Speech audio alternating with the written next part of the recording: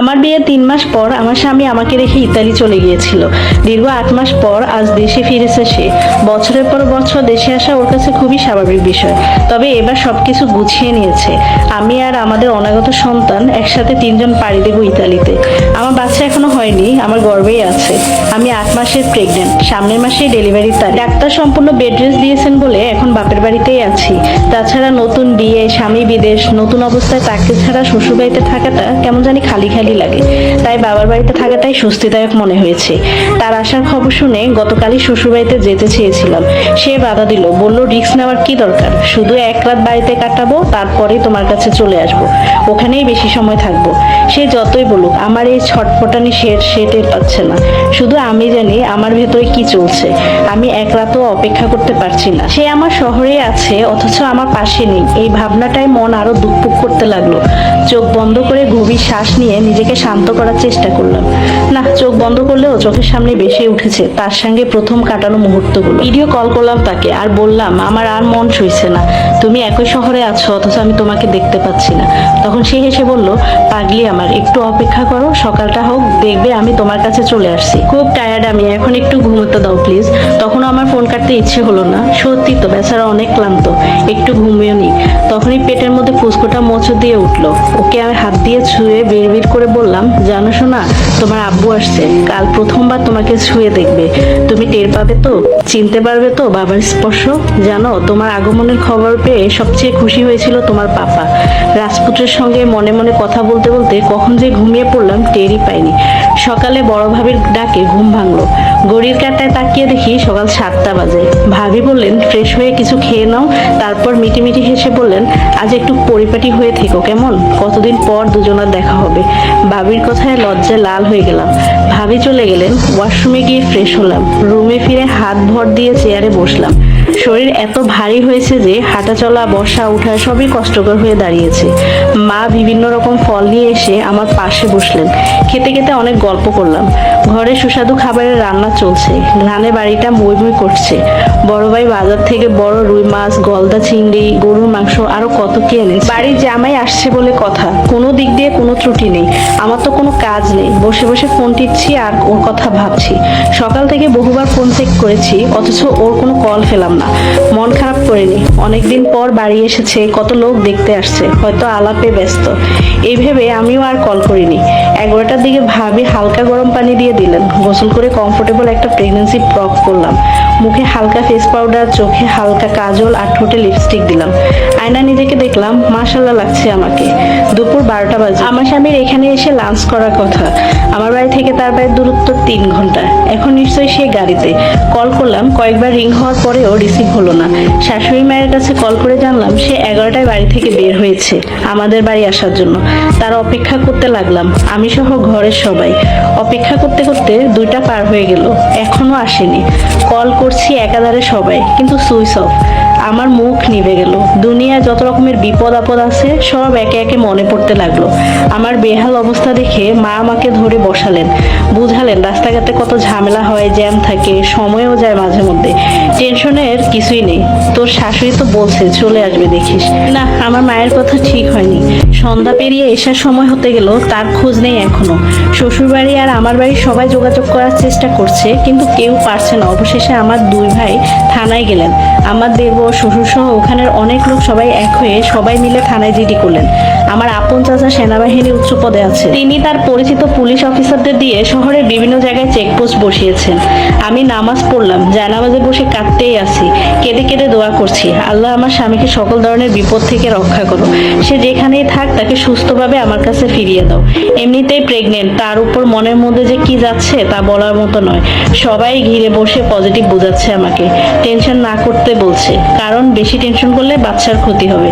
আমি চাচ্ছি কান্না যেন থামে, তবুও চোখের পানি অনবরত পড়তেই ছিল। কাঁদতে কাঁদতে একদম নেতিয়ে পড়েছি। প্রেশার হাই হয়ে গেছে। ডাক্তারকে কল করে নিয়ে আসছিল ভাবি। ডাক্তার ওষুধ দিয়েছে, ঘুমাতে বলছে, কিন্তু আমি সন্ধ্যা থেকে না ঘুমিয়ে আছি। ঘুম না আসলে জোর করে তো আর ঘুমাতে পারবো না। আমার স্বামী হুট করে উদাও, এত কিছুর মাঝে ঘুম পালিয়ে যাওয়ারই কথা। অপেক্ষা করতে করতে সময় যেতে থাকে। ভাইয়েরা এখনো কেউ বাড়ি ফেরেনি। এদিকে ভোর 4টা 7টা বাজে। মা সজাগ ছিলেন এতক্ষণ, একটু আগে ওনার চোখ লেগেছে। ছোট বোনও পাশে ঘুমাচ্ছে, শুধু ভাবি সজাগ, চুপচাপ শুয়ে আছেন। ভাবিকে বললাম, আরেকবার কল দাও ভাবি, দেখো ভাইয়া কি বলে, কোনো খবর পাওয়া গেল নাকি। ভাবি কল করলেন, ভাইয়া কি বলছে জানি না। ভাবি উঠে বাহিরে গেলেন। ভাবি চলে যাওয়া দেখে আমার মনে সন্দেহ লাগছে। আমি ধীরে ধীরে খাট থেকে নামলাম, দরজার পাশে পর্দার আড়ালে গিয়ে দাঁড়ালাম। ভাবি কথা বলছেন আস্তে আস্তে, আমি কিছুই বুঝতে পারলাম না। তখনই প্রস্রাবের বেগ পেল প্রচুর। ওয়াশরুমে ঢুকলাম, তখনই মা ডাকলেন, সুমাইয়া তুমি কই? জবাব দিলাম, মা আমি ওয়াশরুমে আছি। মিনিট দুয়েক পর দেখি মা রুমে নেই। বারান্দায় বের হলাম, দেখি ভাবি আর মা অন্য রুমে ফিসফিস করে কথা বলছেন। তাদের এসব লুকোচুরি দেখেই আমার ভয় বাড়ছে। কি এমন কথা তারা এরকম আমাকে এড়িয়ে গিয়ে বলছে, শুনতেই হবে আমার। আমি চুপ পায়ে হেঁটে পর্দার আড়ালে গিয়ে দাঁড়ালাম। স্পষ্ট শুনতে পেলাম ভাবি বলছে, সুমাইয়ার এই অবস্থা যদি সে শুনে নিশান তাকে ঠকিয়ে অন্য একটা মেয়েকে নিয়ে পালিয়ে গেছে, তার অবস্থা কি হবে মা, বুঝতে পারছেন? কথাটা শুনে আমার শরীর ভূকম্পের মতো এক ঝাঁকুনিতে কেঁপে উঠলো। আমি টের পেলাম পুরো বাড়ি যেন আমার চারপাশে ঘুরছে, সবকিছু অন্ধকার লাগছে। নিজেকে আজ স্থির রাখতে পারিনি। আল্লাহ গো বলে মাথা ঘুরে পড়ে গেলাম সেই জায়গায়। মাথা ঝিনঝিন করছে, চোখ বন্ধ থাকা অবস্থায় ব্যথা অনুভব করলাম পুরো শরীরে। চোখ খুলতে গেলে কষ্ট হলো, তবু আস্তে আস্তে বন্ধ চোখ খুললাম। নিজেকে অচেনা একটা জায়গায় দেখে চমকালাম। চারদিকে চোখ ঘুরিয়ে বুঝলাম আমি হাসপাতালে। চট করে মনে পড়তে লাগলো রাতের ঘটনা। কলিজা কাঁপতে শুরু করলো। ধরপড় করে ওঠার চেষ্টা করে ব্যথা পেলাম। স্যালাইন লাগানো আমার হাতে।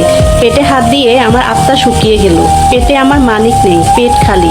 জোরে কান্না করে দিলাম। ঠিক তখনই নার্স আসলো রুমে। জিজ্ঞেস করলাম, আমার মা কই, আমার বেবি কই? নার্স বলল, আপনি কেবিনে আছেন, আপনার বাড়ির সবাই আছে এখানে। তখন আমি বললাম, আমার বাচ্চা, পেট খালি কেন আমার? নার্স চুপ থাকলো। আমি হ্যাঁচকা টান দিয়ে স্যালাইনের সুচ খুলে উঠলাম। নার্স শক্ত করে আমাকে ধরে রাখার চেষ্টা করেও পারলো না। নার্স তখন চেঁচিয়ে উঠলো, বলল, রোগীর লোক কই, পড়ে যাবেন তো উনি। আমি চিৎকার করলাম, মা। ভাবি দৌড়ে এসে আমাকে ধরলেন, তুমি উঠছো কেন? আমি বললাম, আমার ছেলে কই ভাবি? তখন সে বলল যে সে আছে, তুমি বসো তো এখানে, বসো। তোমার যা অবস্থা, এই অবস্থায় উঠছো কেন? দেখো তো হাতে রক্ত বের হচ্ছে। মা আমার দিকে তাকাচ্ছেন না, মুখ ঘুরিয়ে আছেন। কেঁদে কেঁদে ডাকলাম মাকে, আমার দিকে তাকাও মা, মুখ ঘুরিয়ে আছো কেন? মা এসে আচমকা আমার হাত ধরে কাঁদতে লাগলেন। আমি স্তব্ধ, কিছু টের পাচ্ছি, আমার শরীরও কাঁপছে। তখন আমি মাকে বললাম, কি হয়েছে মা, খুলে বলো, তুমি কোনো টেনশন রেখো না। ভাবি আমার মাথায় হাত বুলাতে বুলাতে বললেন, দেখো আমার হাতে কিছু নেই, সব আল্লাহর হুকুমে হয়। কাল রাতে তুমি এমন জোরে ফ্লোরে পড়েছিলে যে ভিতরে থাকা বাচ্চার চাপ সহ্য হয়নি। ডেলিভারি ডেট নিকটে হয়, আগে ভাগেই প্রসবের প্রক্রিয়া শুরু হয়ে যায়। হাসপাতালে নেওয়ার আগেই বাচ্চার মাথা নিচের দিকে নেমে আসে। তোমার অমনভাবে পড়ে যাওয়ায় বাচ্চার মাথা প্রচন্ড চাপ পড়ে, অনেক রক্তও যায়। তুমি তখন অজ্ঞান ছিলা। তোমাকে আর বাচ্চাকে তাড়াতাড়ি হাসপাতালে নিয়ে যাওয়া হয়। বাচ্চাকে এনআইসিইউতে রাখা হয়। ডাক্তাররা অনেক চেষ্টা করেছেন, কিন্তু বাচ্চার মাথায় গুরুতর আঘাত লাগায় তারা হার মেনেছেন। ঘন্টাখানেক আগে তার নিঃশ্বাস বন্ধ হয়ে যায়। আমি পাথর হয়ে বসে থাকলাম, বুঝতে পারছি না আমার সাথে কি হচ্ছে না হচ্ছে। ডাল খেতে লাগলো মাথা। সবাই আমাকে ঘিরে ধরলো, আবার পানি খাওয়ালো। মা পাগল হয়ে ডাক্তারকে ডাকলেন। ডাক্তার এসে আমাকে উত্তেজিত না হতে বললেন। আমি স্থির থাকতে পারছি না। মাকে বললাম, আমার কিছু হবে না, আমার পোড়া কপাল। পোড়া কপাল যাদের, তাদের কিচ্ছু হয় না। আমাকে আমার ছেলের কাছে নিয়ে যাও, উঠো, ধরো আমাকে। মা আর ভাবি আমাকে বাচ্চার ওয়ার্ডে নিয়ে গেলেন। আমার কলিজাটা ঘুমিয়ে আছে অচেতন হয়ে। কি সুন্দর চেহারা আল্লাহ দিয়েছেন, মাশাআল্লাহ। তার কাছে গম্ভীর মুখে দাঁড়িয়ে আছেন আমার বাবা আর ভাই। আমি তার কাছে বসলাম, হাতে পায়ে পাগলের মতো হাত বুলিয়ে চুমু খেতে লাগলাম। ফুপিয়ে ফুপিয়ে কান্না তো আছেই। পাশে একজন ডাক্তার ছিলেন, তাকে ডাকলাম জোরে। কাছে আসলে অনুরোধ করলাম, প্লিজ আরেকবার চেক করে দেখুন না, হয়তো বেঁচে আছে। ডাক্তার না বলেননি, আমার কথা মতো দেখলেন। দুইবার চেক করলেন। তিনি বললেন, বাচ্চা আর নেই। আপনার জন্য আবারও দেখলাম, মন খারাপ করবেন না, সবই আল্লাহর ইচ্ছা। মা জোরে জোরে কাঁদছেন। হাসপাতালে অনেক মানুষ জড়ো হয়ে গেছে মায়ের কাছে।